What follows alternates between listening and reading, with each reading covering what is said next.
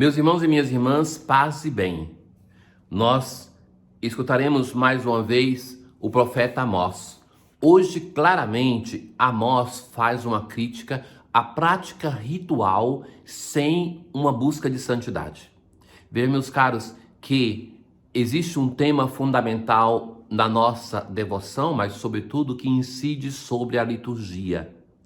A liturgia, ela é a celebração da santidade do nosso Deus, mas também da nossa busca dessa santidade. Nós precisamos viver aquilo que se chama espiritualidade litúrgica. A liturgia que nós celebramos deve transformar a nossa vida. E nós voltamos ao ato litúrgico celebrativo para celebrar a ação de Deus que em nós tem uma resposta. Então, o profeta hoje vai dizer assim: buscai o bem, não o mal, para terdes mais vida. Ou seja, uma vida que seja em quantidade, o profeta fala, mas também a vida de Deus que habita em nós, que ela seja transbordante, que tenha, nós falamos hoje tanto de qualidade de vida, e esse tema é somente visto no aspecto material, no aspecto humano, de saúde, mas existe também uma qualidade de vida espiritual. Que isso se consegue a partir de apreciação do Espírito de Deus na prática do bem. Odiai o mal, amai o bem, restabelecei a justiça no julgamento. Talvez o Senhor dos exércitos se compadeça do resto da tribo de José. Veja que é a primeira vez que se usa na Bíblia essa expressão resto, que depois vai estar muito presente nos diversos textos em direção ao final do Antigo Testamento.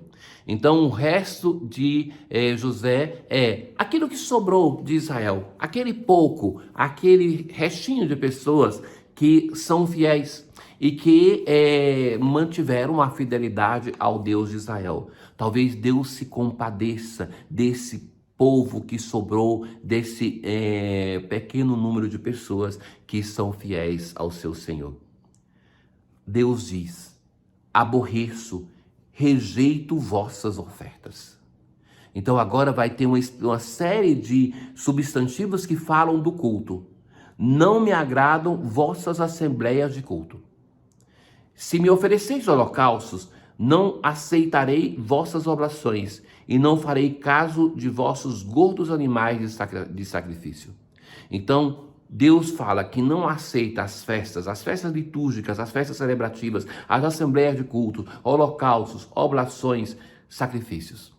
Por quê? Porque aquelas pessoas que estão oferecendo, aqueles que participam, tem uma relação com Deus que é da belíssima celebração, que isso não é mal, mas por outro lado carregam o pecado da injustiça em relação ao seu irmão. Carregam a iniquidade e é isso que Deus não vai aceitar. Livra-me da balbúrdia dos teus cantos, não quero ouvir a toada de tuas liras. Que a justiça seja abundante como água e a vida honesta como torrente perene. Então, não é para deixar de fazer o culto, não é isso que Deus está falando, mas através do profeta, mas se está dizendo, aquilo que está acontecendo é que o vosso culto tem injustiça e tem desonestidade, porque as pessoas que dele participam não se interessam pela justiça e pela honestidade. Vejam, meus caros, que isso é um tema muito importante, porque na mente de muitos cristãos, e falo que isso é um traço de nós latinos, temos uma preocupação muito grande com o pecado pessoal. Então, acontece alguma coisa que nós fazemos em fórum privado, que às vezes só nós sabemos, nós corremos para o confessionário. Mas, em compensação, aquilo que é o pecado público, que é a sonegação de impostos, que é a injustiça, que é a corrupção, isso não nos incomoda, nem na nossa vida privada, mas nem naquelas pessoas que nós colocamos no poder público, que ainda, vamos dizer assim, rouba mais fácil. Então, que por trás de cada ato de desonestidade, de injustiça, de corrupção, nós temos vidas que são ceifadas. Lembremos, nós falamos hoje no Brasil de um número de milhões de pessoas que estão em uma experiência de fome, de miséria, que vão chegar no final do mês e eles não sabem o que vão ter. Então, nós temos uma parte da sociedade, o Brasil é uma sociedade muito injusta e nós convivemos com isso como se não fosse problema. Então, nós temos uma parte da sociedade, milhões de pessoas que vivem com menos de R$100 por mês. E o que essa pessoa pode fazer com isso? O que pode fazer? Então, nós não podemos, a maior nação católica do mundo, ficarmos diferentes. O que o profeta está dizendo para Israel aqui poderia dizer para a nossa nação, poderia dizer para nós, porque a Israel ele vai dizer assim, Deus nos escolheu e nós somos menos escolhidos.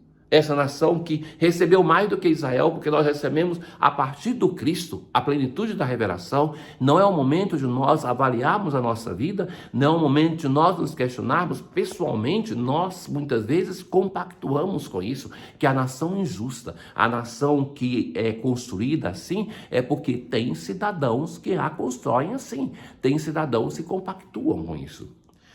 Assim, nós respondemos a esta leitura: escuta, ó meu povo, eu vou falar.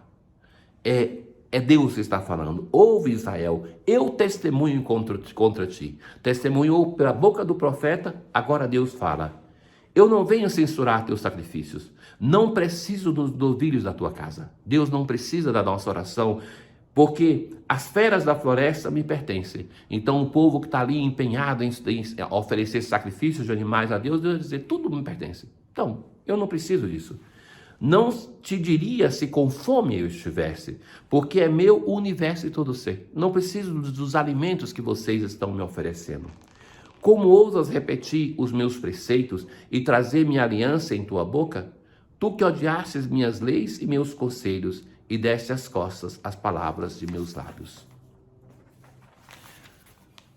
No evangelho de hoje, nós temos que Jesus, que estava até agora naquela parte hebraica, que então para nós nos entendermos que conhece o Antigo Testamento, ele atravessa para o outro lado do Mar da Galileia, a região da Decápole, a região pagã. Assim se pode entender porque ali se encontra porcos.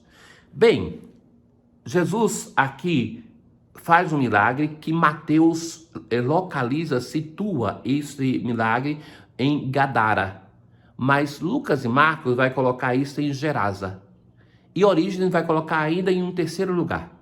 Então a questão do local não é importante, mas que aconteceu na região pagã, por isso a presença de porcos, e que então ali se fala de uma ação de Jesus que anuncia o reino fora de Israel, fora daquele povo que esperava o Salvador e que vai anunciar aos estrangeiros, aos pagãos, a salvação. Ora, a narração de Mateus, ela difere daquela de Marcos, a mais antiga, porque Marcos vai falar de um número de possessos muito grande, que era como uma legião, mas também, ou seja, que ele vai se apresentar assim como legião, mas, por outro lado, Mateus vai dobrar o número de possessos, no sentido assim que em Marcos é um homem, aqui são 2 homens que são curados por Jesus. Eram violentos. Então eles vão dizer, o que tens a ver conosco, filho de Deus? Tu viestes aqui para nos atormentar antes do tempo? Por que antes do tempo? Porque a tradição daqueles povos diziam que haveria um tempo de domínio dos demônios até que se terminaria com a chegada do Messias. Então eles acham que Jesus chegou antes da hora estabelecida, está adiantado. E depois, uma outra tradição entre eles era que quando o demônio era exorcizado de uma pessoa, ele era jogado em outro animal e esse animal se suicidava. Então, ali tinha uma grande manada de porcos, por isso este milagre estranho de Jesus. Se nos expulsas, manda-nos para a manada de porcos. E Jesus vai dizer, ide. Então, Jesus está fazendo um milagre para ser compreendido, usa aquilo que era a tradição, o modo de pensar daquele lugar. Então, os porcos se atiram no mar. Naquilo que é o símbolo do mal, lembram do mal que foi controlado por Jesus no milagre anterior? Então, por causa disso, as pessoas das cidades, porque tiveram uma perda econômica com a morte dos porcos, vão pedir para Jesus para sair dali. Então Jesus é reconhecido pelos endemoniados e é rejeitado por aqueles que são os habitantes daquele lugar. Tenham todos um bom dia. O Senhor esteja convosco, Ele está no meio de nós. Abençoe-vos o Deus Todo-Poderoso, o Pai, o Filho e o Espírito Santo. Paz.